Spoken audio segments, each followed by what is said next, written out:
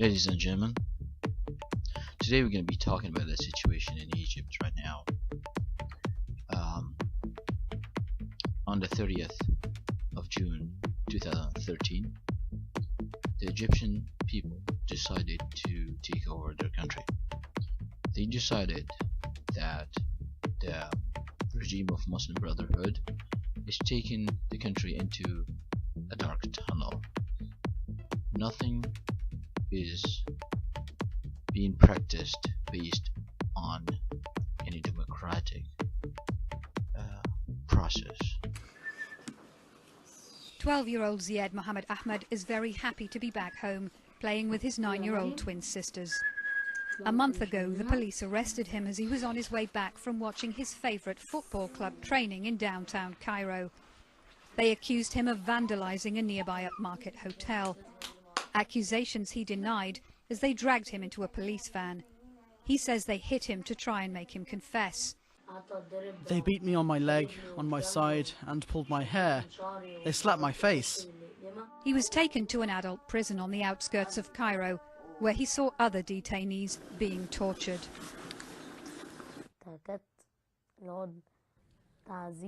There were lots of violations,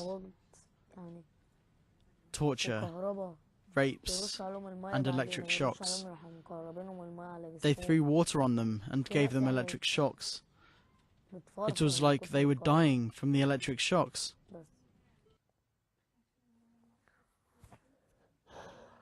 His father believes there's a political motive behind his son's arrest. The goal of the Muslim Brotherhood, by ordering the Interior Ministry to arrest children, is to break the will of the revolution on the ground, because they want to bring down the revolution and suppress it, and they do this by breaking the revolutionaries through their children.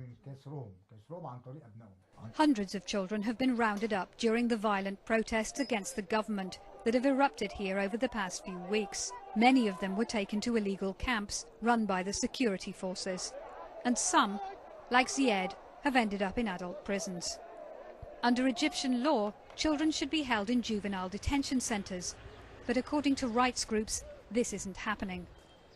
This lawyer is currently dealing with 125 cases involving children, some as young as 11 years old. It's the government's responsibility to prevent any harm coming to these children, but the opposite is happening.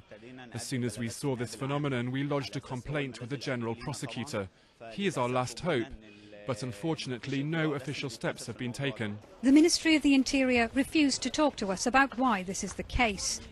And the children Fadi represented in court today are not going to be released yet. Meanwhile, anxious parents are left waiting and wondering what exactly is happening to their children while they're in custody. It is true that the Muslim Brotherhood regime represented in the Egyptian president, former president, came based on a democratic election.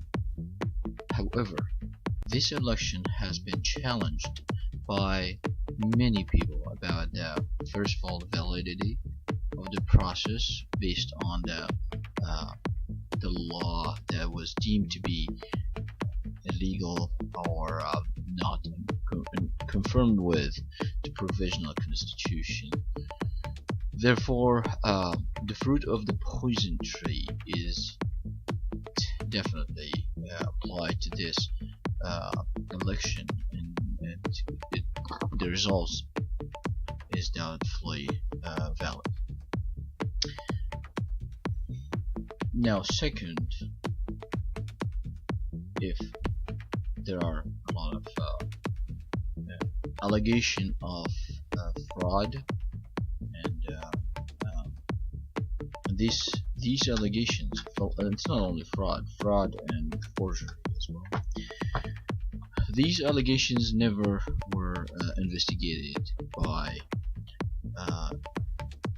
an independent body or an institution to see if these allegations were true or not. Therefore, even if we decided to agree that the law which the election was done under was correct, was right, based on the provisional constitution. We'll assume that was the case here. Still, the issue of fraud and forgery is out there without any investigation. Third,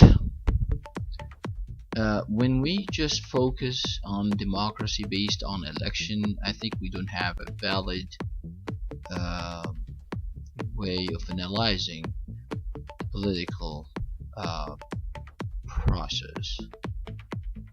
If you just come to the office, become a president based on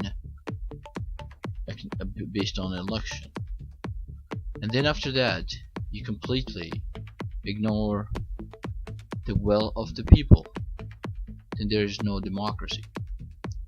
Democracy in its basic format is the government of the people, by the people, for the people. When the Muslim Brotherhood took over the government, it became their government, their people, which is the Muslim Brotherhood people, and complete alienation to everybody else. The constitution that the Muslim Brotherhood imposed on the people of Egypt came to with almost forcing people to choose the best of two evil. The first one was the presidential decrees. These decrees became de facto constitutions. The president decided that his decrees are immune from judicial review. People did not agree with that. People went in the street of Cairo and Alexandria, but the Muslim Brotherhood declared them to be kharajat. Kharajat means it's almost a synonym of infidel, which is that is the term for the non-Muslim infidel, or the kafir, for Muslims called kharajat.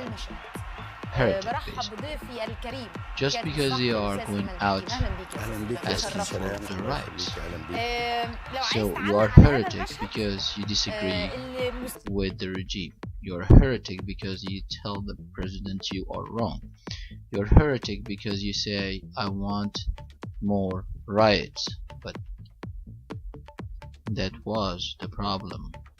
The constitution was imposed on the people of Egypt, because now they have to choose to be run by decrees of the president. Every day a new decree, every day a new constitution basically, or just vote for this darn constitution that with a lot of promises that everything is gonna be alright, no problem, you're gonna get to heaven if you vote for this constitution.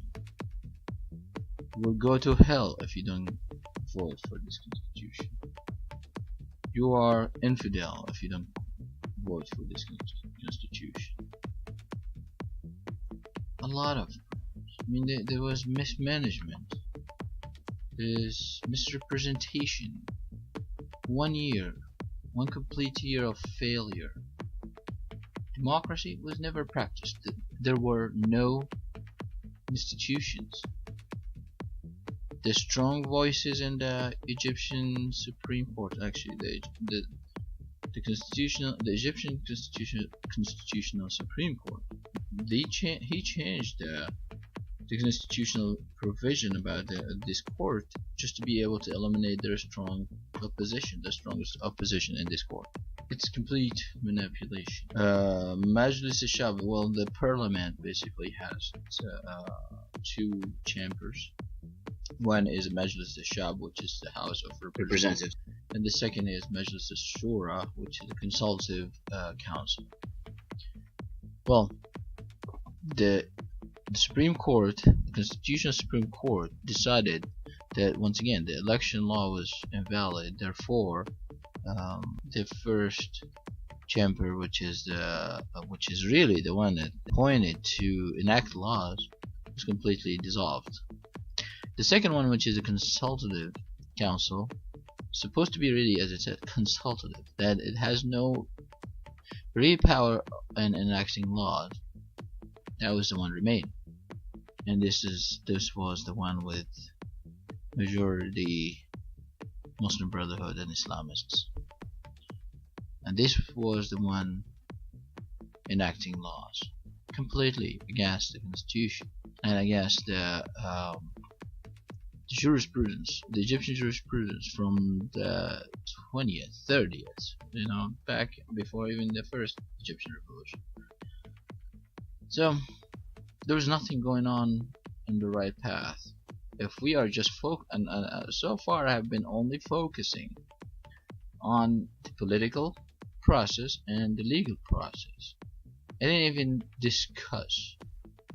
did not even discuss the economy and the deterioration of this economy. I did not discuss the international relationship. I did not discuss any other affairs. The country of Egypt for 1 year was completely chaotic, unsafe, controlled by extremists. It was for them re-Islamization Egypt. It was completely it's just nobody understood what do you mean by re-Islam. That's how was Egypt under Morsi for 1 whole year.